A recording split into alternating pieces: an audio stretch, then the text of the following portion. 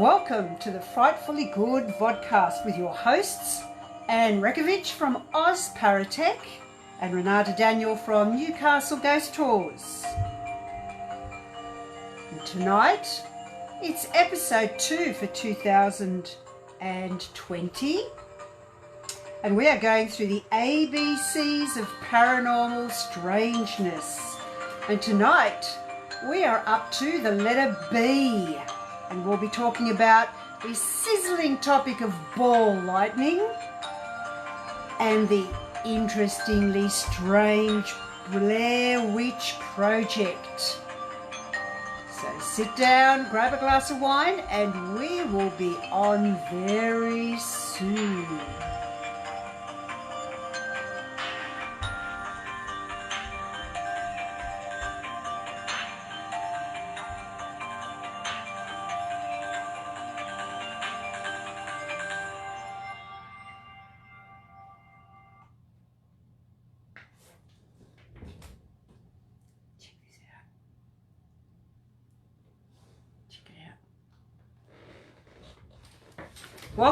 Welcome everyone.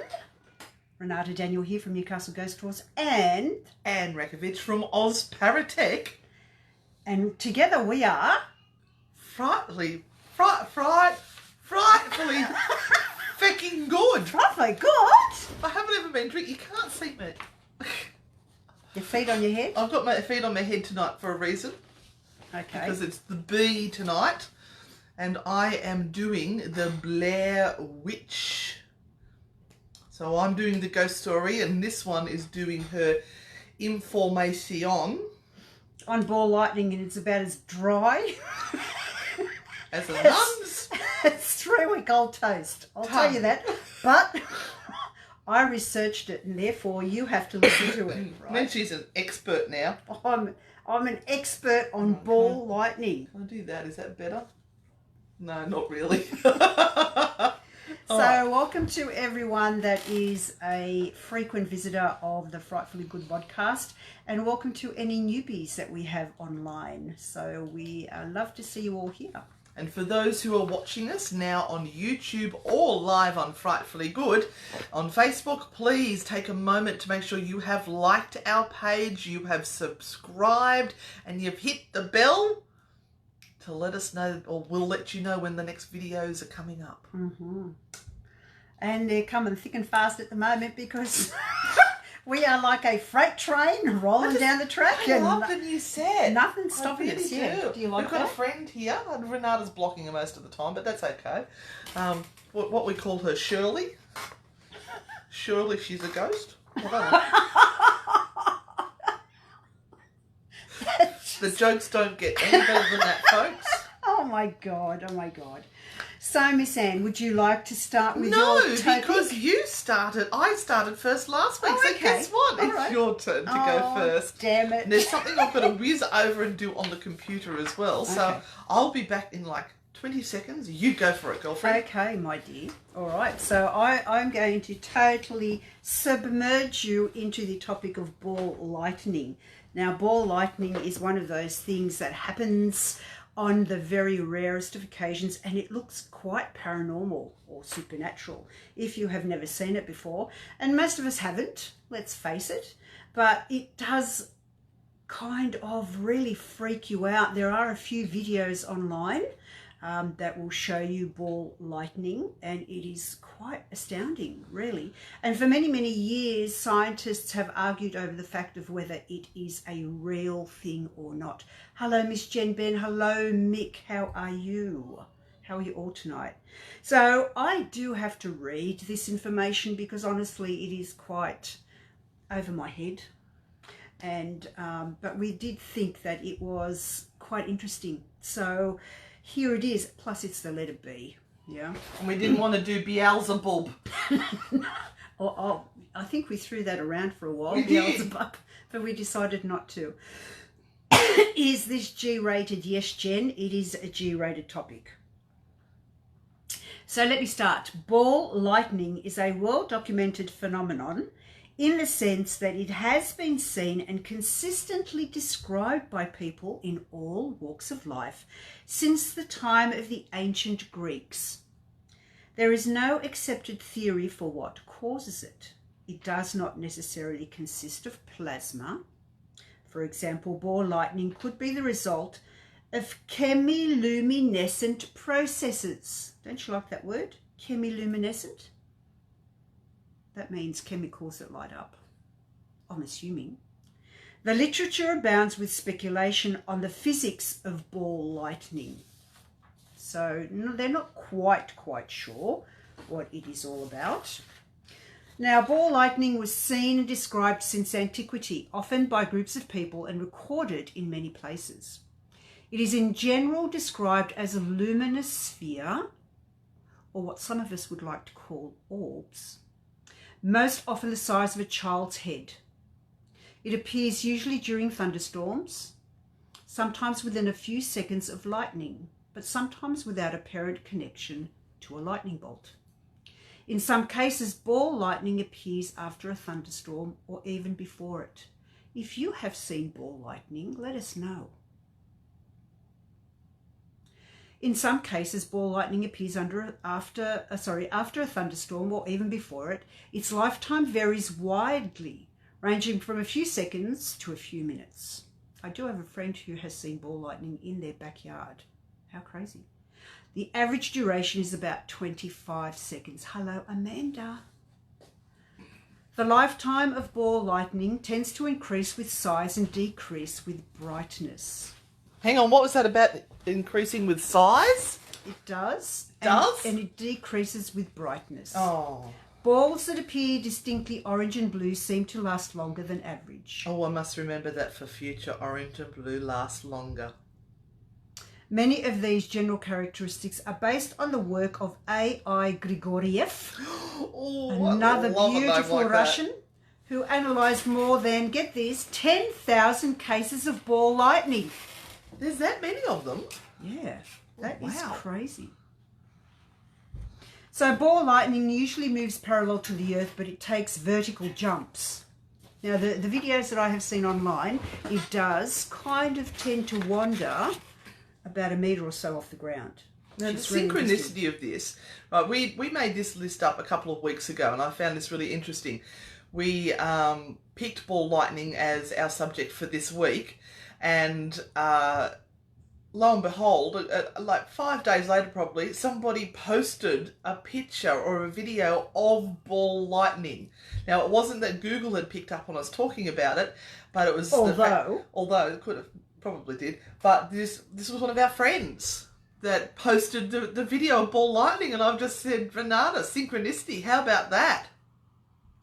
Okay, I'm going to see if I can... She's got a video. We've got high-tech technology here. In other words, she's picking up her phone. For those people who are listening on the podcast, she's picking up her phone and she is swearing profusely as she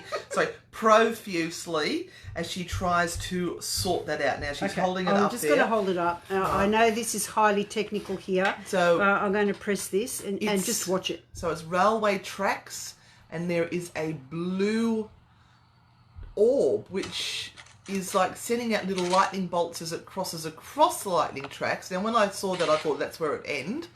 But then it gets bigger and bigger. It goes off the railway tracks into the verge and the green grass, and then it goes off into the woods next to it. So I thought maybe that... Oh, there was a big flash at the end. How horrifying is that? The videographer blew up. So I just explained that for those people who might be listening. But we'll put that video up on the Frightfully Good page so you can watch it. Anyway, Renata, keep going. Yeah, so sometimes ball lightning moves parallel to the earth, but it takes vertical jumps. And you saw in that video how it was sparking and carrying on, but it was going vertically.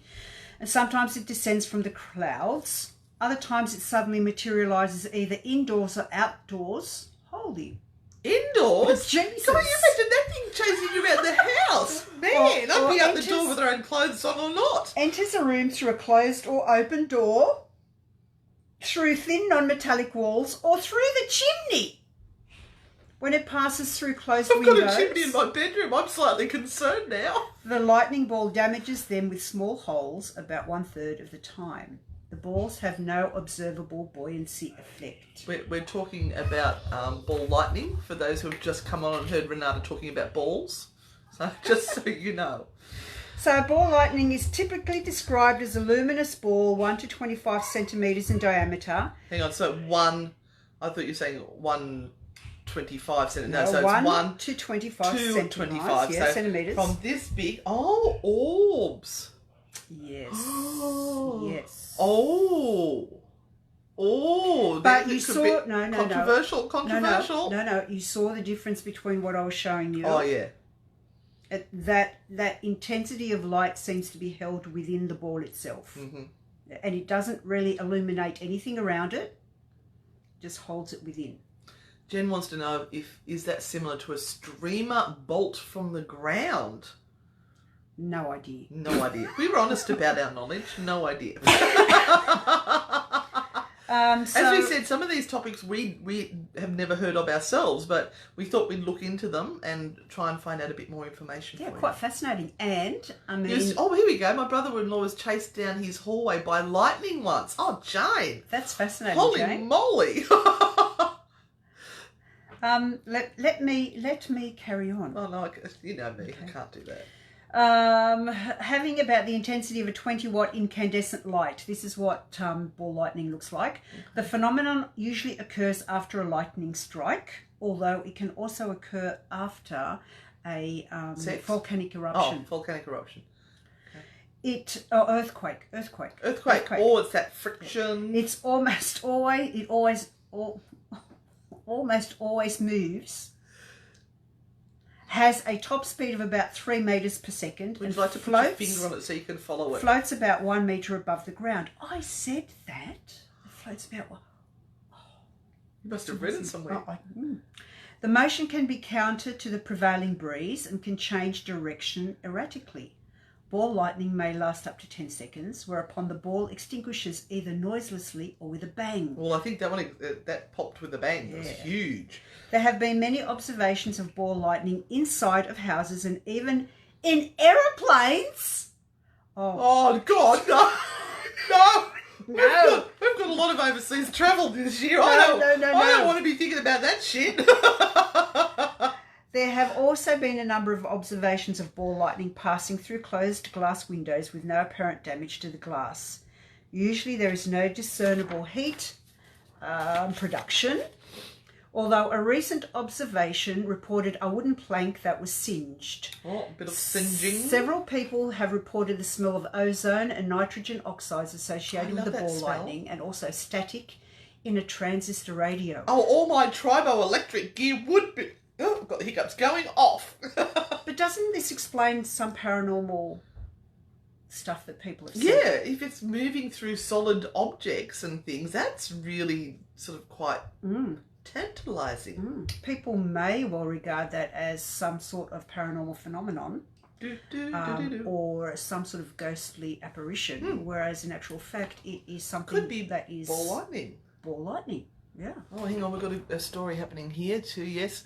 Amanda! Oh, yes, it does happen. I experienced this with Bill in our house in a lightning storm about 7 years ago. It was right... It was mid-waist in our foyer and our home, and the ball was about the size of a soccer ball. Our door was open as the ball went out the back. She loved it. She loved it. Wow. Yeah, you're a paranormal investigator. That's cool shit. Scientists have struggled for decades to formulate a plausible explanation. Some people say it's demonic, but it's a natural earth thing. For the existence of a stable plasma ball, a hot globe of plasma should rise like a hot air balloon, yet observations do not generally report such behaviour. So why does such a ball move, usually counter to the wind, and what energy source sustains the lightning ball, given that such a ball would be expected to diminish rapidly in intensity? Now, you can actually make your own plasma at home in your microwave. Roman has been watching videos on it. Mind you, you might have to sacrifice a few microwaves to get it right, but eventually they made plasma, so... You know, there's your little home science experiment for you. Not that we're recommending you try it, but there you go.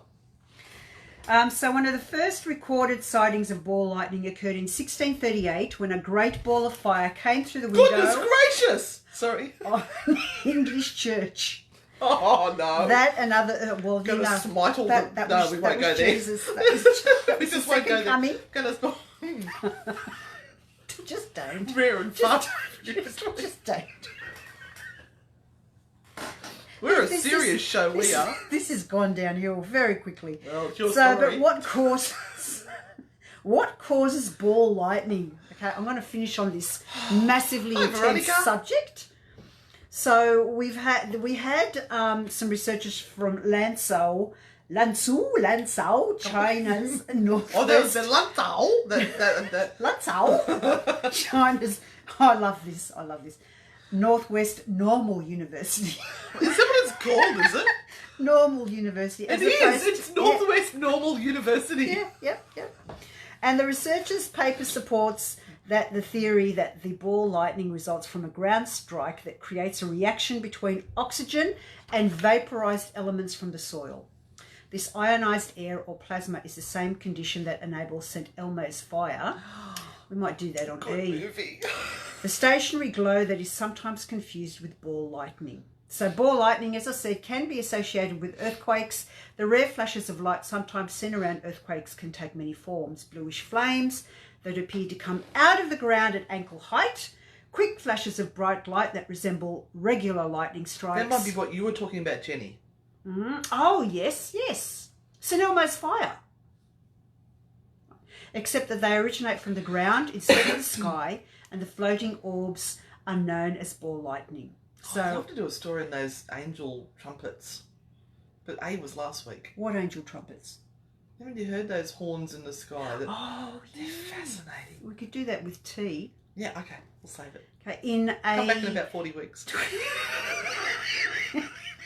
I'm going to finish up here. Oh, sorry. Okay, this is a big finish. In 2014, a study of earthquake lights was conducted, and researchers concluded that certain rocks tend to release electrical charges when a seismic wave hits, sparking colourful displays of light. So we have so much information about all of these luminescent, weird, shitty things that are occurring that aren't paranormal at all. They are just a set of circumstances and environmental conditions. Which is exactly what a haunting could be as well. Yeah, that are sparked all at once, and they create things like St. Elmo's fire, ball lightning, all the other stuff that guys have been talking about. Weird shit that Mate, we can't put into any proper basket, so we kind of pop it into paranormal. Yeah. And the fact is that in many cases there are only a handful of people that see these things or are in the right place at the right time to see it occur. And so therefore, we have this weird stuff going on. So next time you're thinking that something might be paranormal. Well, what is paranormal? Yeah. It's just basically, if I remember correctly, the definition is other possibilities of normal. It's when you can't put it into, as you were saying, the normal basket that can be explained by science. They call it paranormal because they can't explain it. So paranormal doesn't necessarily mean ghosts or spirits. It can also mean yetis and UFOs. It's all in that. That's why and you. Yeah, who knows? So much going on. Anyway. Now, before I finish my little segment, would you like to tell everyone about our Patreon? Oh, yes. Patreon page. We do have a Patreon page for those lovely people that would like to support us. You don't have to. We don't. We are still going to continue on doing exactly what we're doing. It's just that those people will get some bonuses, and one of those bonuses are being announced on the show as our Patreon supporters for our grand poobah parastalkers who have pledged to send us $10 a month. And that money is going to help us do more things. It frees us up to be able to bring you guys more content. So I would like to give a big, huge, Hold on, let me get the dinger. Shout out. Let me get the donger. Yes. To Nikki Hamilton, Peter Sperring, Jodie Bailey, Sue Wilkinson, Anne Connor, and Belinda, Samantha Shepherd, Danielle Stevenson, and Jodie Henderson. Guys, thank you so much for becoming our top tier crazy grand poobah parastalkers. And we have some of the middle tier, which is $5 a month. And thank you very much, Tim, for joining us on that one. And if you want to give us a little small donation, we accept everything gratefully. It's got a $2 tier. Yeah, we'll take all your money. Tier as well. So as you can see, we're being very greedy with our tiers. But it's just a little way of saying, guys, thank you for what you do. Please keep doing it and bring us more. So hopefully our Grand Poobah Parastalkers, have you been enjoying the extra content and things that we've been doing on your little secret page there? It would be nice to pass that on. And Danielle was our very first one. Bless you, Danielle. All right, so, yes, and you can read up on the tiers there to let you know what happens there. Thank you so much, Miss Anne. She's trying to find the button to stop the recording. So what we're doing now, because some people said that they can't watch the show, so they'd like it as a podcast. So we're now putting this up on Podbean. So we do that section as a ball lightning, and then we'll have another section which will be my story about the Blair Witch. So yes, thank you very much for those wonderful Patreon supporters. Just type in Patreon and then look for the Frightfully Good Paranormal Spiritual Community, and you'll find us there. What else has been happening this week, Renata? Oh, we are just running crazily from one thing to the next, which is so really, really good, and planning so many new events and so many opportunities. We are just about ready to announce two that are not interstate. Not in New South Wales. Yep. They are interstate. We have to kind of wait just for a moment longer, just because we are finishing up, just finalising paperwork and the OKs. And I have to pay for insurance for this year, which I haven't done yet. But I'm still in time. It's okay. You're still covered. You're still covered. But I've just got to pay for some insurance. I will remind you. And I can send everyone the updated insurance policy and everything. But yes, so we've got two wonderful new projects that are going to be announced very, very shortly. And you guys can all take part in that, of course. And so many other things that we are preparing. And do you know how many courses I signed up for this week? Oh, God, no. You are a course whore. Hundreds. How many, Renata? Hundreds. I think I signed up for about three courses. And I have no idea when I'm going to do this, probably while I'm sleeping. Hi, Wendy. But see, the thing is, guys, we still study. We still research every single week. Constantly. Because we're trying to find the best information we possibly can to give to you guys. And we're kind of not pulling this out of our asses. We are actually doing research. We are doing courses. We are online all the time, trying to get the best information we can to give to you guys, so that you guys can enjoy all the types of beautiful and wonderful and spooky paranormal stuff that is out there. Now, Miss Anne, your topic. Yes, I am doing... I keep forgetting it. I keep calling it Blair Witch, but it's Blair Witch. Okay, Renata, you ready to press the button? Oh, it's done already. Let's go. All right, so tonight am talking about the Blair Witch. Now, as you know, that video ended up being announced that it was a hoax. But with every good ghost story, you dig around and you try and find where the facts, where the meat came from to actually create the storyline. So I've been digging, I've been doing cross-references, and I've come up with some really interesting information.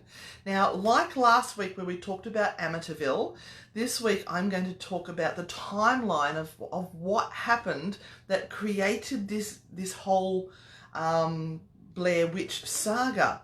So it's centered in the town of Blair, right, which is in the north central Maryland. I'm trying to read the notes down here somewhere, which is about 2 hours from Washington, D.C.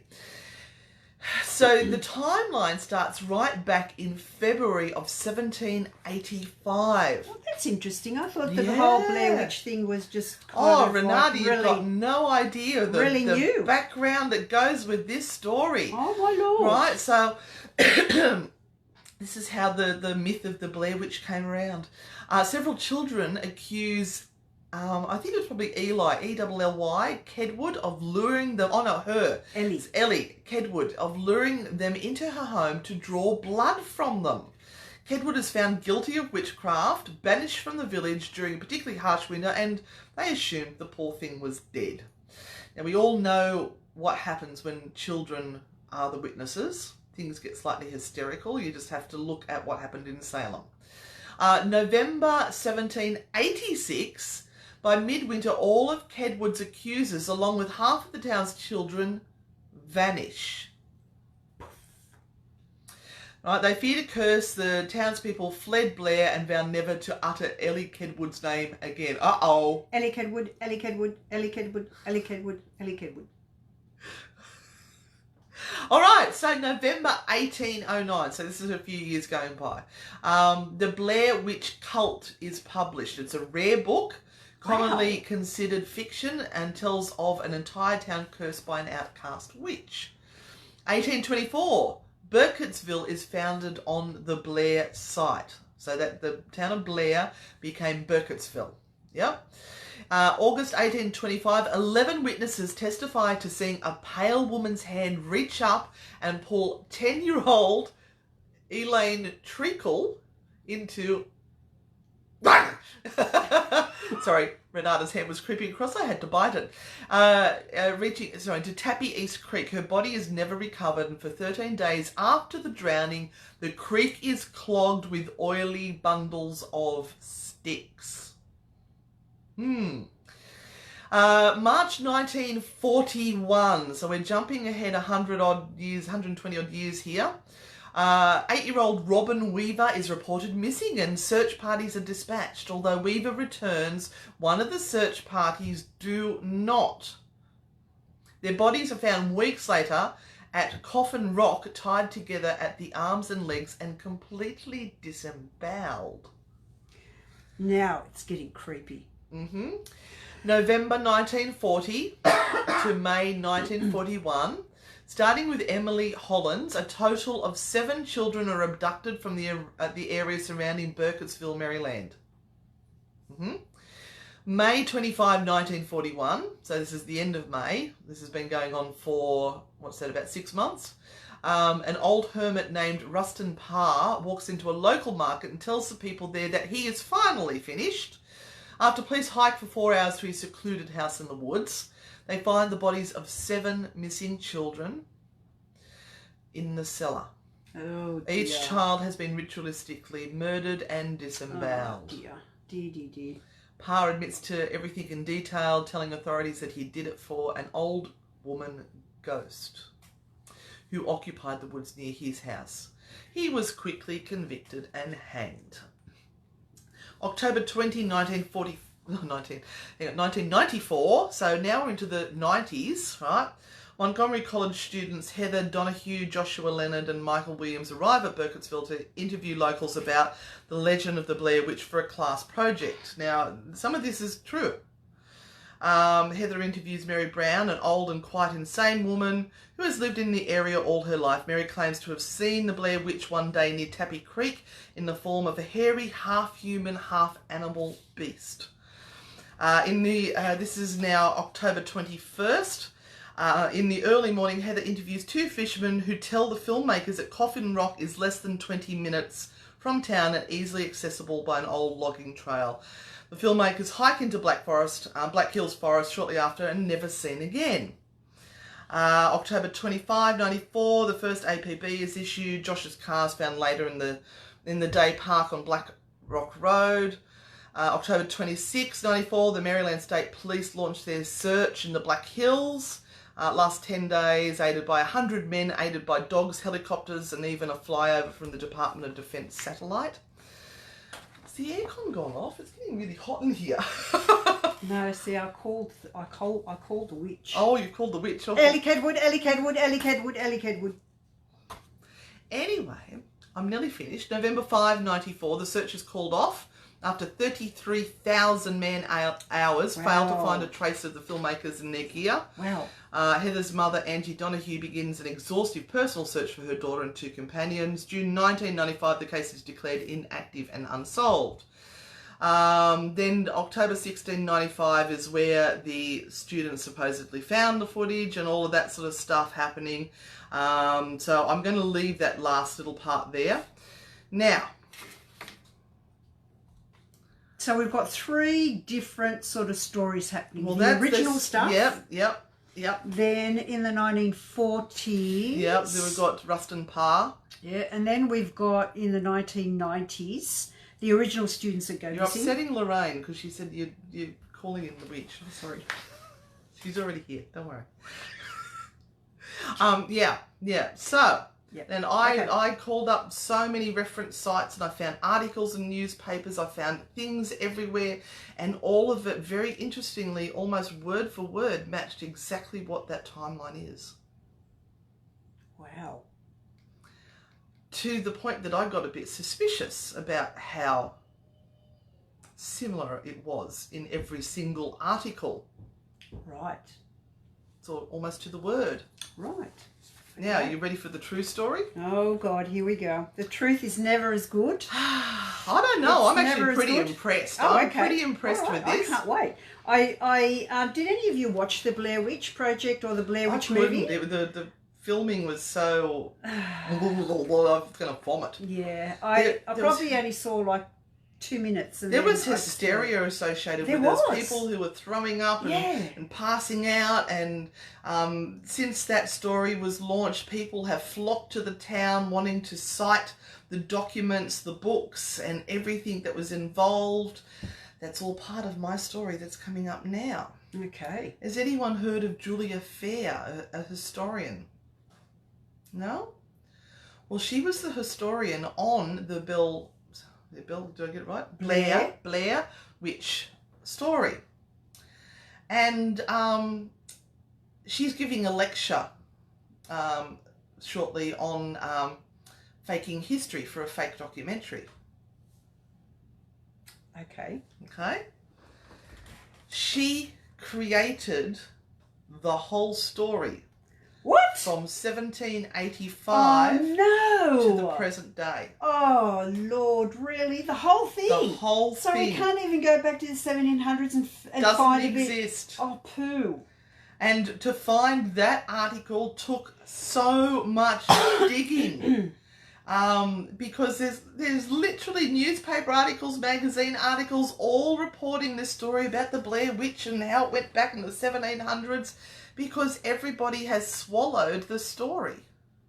Damn. But she is a historian, and she used her knowledge of history and the time to create documents that are fake. Wow, so she went through and did all the documents. Yeah, so that Wow. book that they're talking about in here, that about the very rare book, Yeah, the Blair Witch Cult. Apparently, the Burkittsville Historical Association has people ringing them up all the time saying they want to have a look at this book, because it's reported in the movie that you can find this book and all these documents and everything at their historical society, at the library. And they're going, no, but it doesn't exist. And they're going, oh, so you're not going to show us, in other words. People won't believe them that it doesn't exist. And this whole thing has turned into a giant nightmare from the people of Burkittsville. Wow. Right, so I picked out, so they received more than 300 requests to see the document, right? People wouldn't believe us. And then they said she's an excellent researcher of the false, fake, and fictitious. Wow. And she actually ended up marrying one of the producers, but it was the movie that produced the biggest percentage return, because they spent $35,000 making it, which is nothing. Hardly That's anything nothing. in film. But they got a $135 million return at the box office, and the money is still coming in. Wow. Remember we were talking about Amityville last week, and we were saying that how many that were read out, all those movies that have been made from the Amityville and all the books that are made. There's money in it. Yep. And when you read that history, it's like a perfect horror story, isn't it? It is. Really? Yep. So she's really thought about it. Now, look, I have to say, the real true story of Burkittsville and how it was found was 2 farmers found it. Oh. 2 farmers. That was it. It's a charming, sleepy crossroads hamlet where Civil War wounded were treated during the Battle of Crampton Gap. Mm-hmm. Apparently when the movie came out, they did shoot a scene where they had the Welcome to Burkittsville sign, which was real. That was real. And it was stolen as soon as the film came out because people wanted to have, you know, a bit of movie memorabilia. I would say it's even worth more now. It's gold because the whole thing is such a fake. All right, so this lady had made all these documents. She aged the documents to make sure that they looked the real part. I'll put some links up onto our page so you can see. They've even got the cassettes, which are all dirtied up and look like they're old. The film reels, everything that looks really, really, really, really old. But it's just a fascinating story to think that none of it is real. You go searching Blair Witch. Wow. Go and have a look at how many documents match it. And they've gone to the trouble of seeding that information before it came out. Now, there was some stats there that they had something like 2 million people had visited the Blair Witch site before the movie came out. So they've created the hype and the hysteria, and people couldn't wait to go and see this real movie. It's real story. That's all faked. It's brilliant marketing. Brilliant. Wow. That's amazing. Yeah. I wonder how many other stories that movies have been made out of are actually fake. Interesting. Yep. Interesting. Apparently, and I put on Newcastle Ghost Tours Facebook page this week that the original Christine, the car. Oh, the car, movie, yes. is being sold again or has been sold. So I wonder whether that's actually true. And there's a whole legend of James Dean's little bastard as well, his car.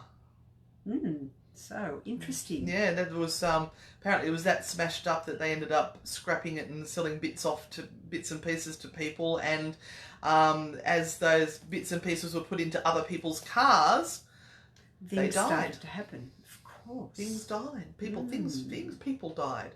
So you just wonder how much of that is true. Yeah. So is it then worthwhile actually going to all the trouble to create something that is completely false and make $1 bazillion out of it? And what does that do for ghost hunters and the paranormal in general? Do you stand in the way of a really great story in trying to get the truth out? You know, or even if you do get the truth out, will people actually go for the truth once a story is so good? You know, will they let go of that and be able to say, no, it's not true? Well, the essence of the story, and remember I said as I was reading out, part of this is true, was that the college students that actually made the movie did attend that school. That was it. Wow. That's a very thin thread. Notice I was very careful how I worded what I was saying in the introduction. I didn't say this is the true story. I just said this is the myth of the... You got to watch people, especially marketing people. Interesting. Anyway, did you like that story? If so, give us a thumbs up, guys. Don't forget that you please like our page, subscribe to our page, hit that bell, and make sure if you're watching it on YouTube, that you get the notifications when we add another video in. And next week, we're on to C. Yes, we are on to C. Also, don't forget the YouTube page, because the YouTube page has a whole stack of little tutorials coming up from Ozparatech over the next few weeks, where Anne will be showcasing some of the wonderful gear that she has for sale. So tutorials are fantastic. They're just such an easy way to learn how to actually use the equipment that you buy, other than buying it and just pressing a button and going, I don't know how this works, but I'm just going to turn it on. And then when you don't get the results, you go all funny and you ring up and you complain because it's not working. Read the instructions. Yeah. Or and we're keeping them tutorial. really short, so that because we know that everyone has attention short span. Yeah, one of those. Short attention span. Oh my god. Anyway, I hope you enjoyed it. Yeah. She's pressed stop, so good. And next week we've got C. What are we talking about next week? Do we know? Have we written it down? Yes, somewhere? we have, and Lorraine wants us to talk about curses. Oh, I like that. What in particular, Lorraine, would you like us to talk about? There are so many good words that begin with C. Yes. I think it's actually my diary. I'll go grab it. No, I've got it here. You do? Yeah, Oh. we were going to talk about crisis apparitions. Oh, crisis apparition. And Sir William Crookes. But we may throw a little bit in about curses. Because curses go back. We don't mean our friend Cursor. Long time. Long time into antiquity. Curses were being bandied around and thrown around. And of course we have curse tablets as well. Is that were like iPhones or iPads? No. Curse tablets were those things that the Greeks and the Romans did. Oh, Especially those the Romans. sorts of tablets. They used to write out on little tin plates and Was it tin or lead? fold it up, or lead. Fold it up and go to the cemetery and stick it into. Well, won't do that. But stick it into the wall. No, I won't do that either. Stick it into the. No, I won't do that. They just stuck it into the walls. Stuck it into the walls of their beloved and dearly departed, and they believed that those would then go down to the underworld, to Hades, and that the gods would be petitioned then by the beloved dead and send those thoughts down to be rectified. Now, there is apparently a book out of all the old curses that used to be written. It's absolutely hilarious. I heard about it on another podcast. And I'd actually love to have a copy of it or see some of those old curses, because they're things like, stealing 3 sheets of paper and a cow and a goat and, all of that sort of stuff. And wrapping them up in the paper and... I don't know. Yeah, Lorraine, look, there are so many different types of curses, and I'd say each community around the world, pagan community, would have had some form of cursing. And curses can be very, very real. The belief that is set in motion by actually saying a curse and speaking cursed words, especially words that have been around for a really long time. Like... They still have power, and they can do damage, especially if people... You're getting onto the topic too soon. I know. You don't spill your glory just yet. I've come too soon. Sorry. Yeah, done. All right, so we've got some workshops coming up. If you'd like to join us in Newcastle, we're actually doing them in Cardiff.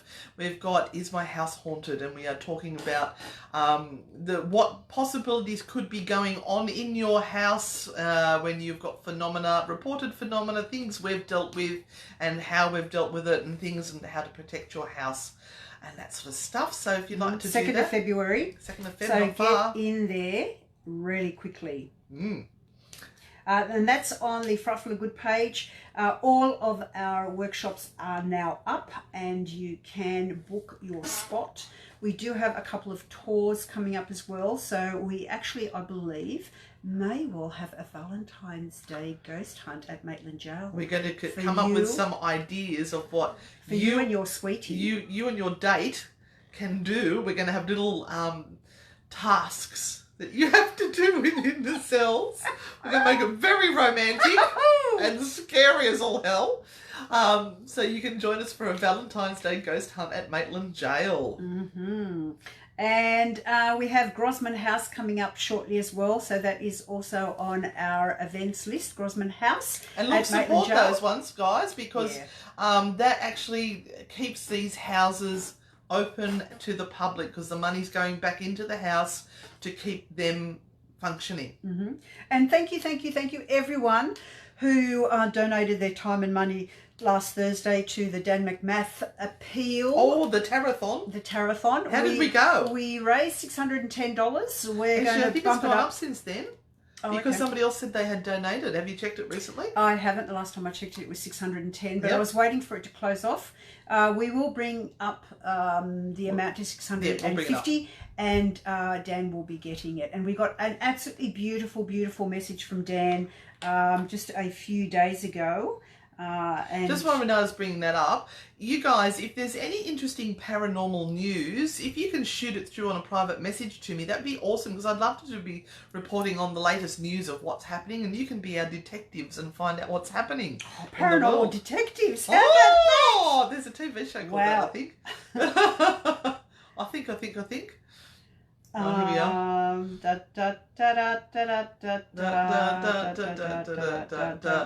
think it was actually on the Frightfully Good page that he sent it to. But it was really lovely and very heartfelt, and he thanks everybody so much for donating what they can. So it's going to help them a lot. Yeah, and Dan lost everything, and he lost His all paranormal of his paranormal gear, everything. I've offered him a free K2, but he's he says he just wants to sort of just... He needs to refocus on what's really important. I think the whole experience has made him realise what is important in life, and he is changing direction maybe. Yeah, and that's important too. Yeah.